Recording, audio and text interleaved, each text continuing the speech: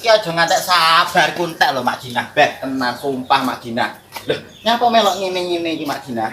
Tenan, aku ki nagih dirimu sak ben dina oleh apa?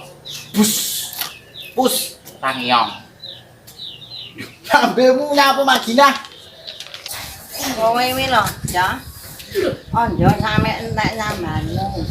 Kowe iki ya kono karo ngunggah nyunuru, ngunggah ngremi mati. Aja sampe mangane janji wong aja mabuk bondo, mabuk donya. Omong lek mudan ame bundang dewi. Ora lewat nanggone iki lho ning lemot nyoan. Sik to Mak Jinah. Rungokno aku. Sampean kuwi lho. Aja cucu ngono. Yo, aku sing malah rata.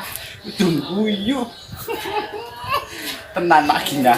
Sampean lek sawang-sawang teko critane wong-wong iki sampean lek apa lek nek wong mulya ngono gerungut melok-melok seneng tapi lek pas liyane soro sampean endi nggih?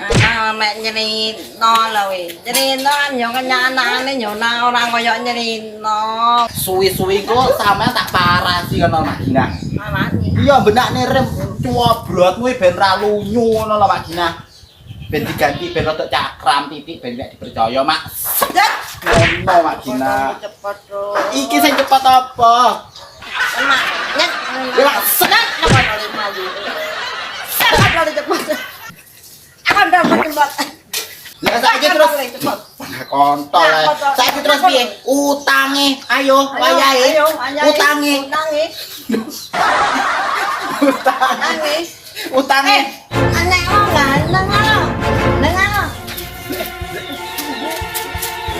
Loh, wah wedhus iki.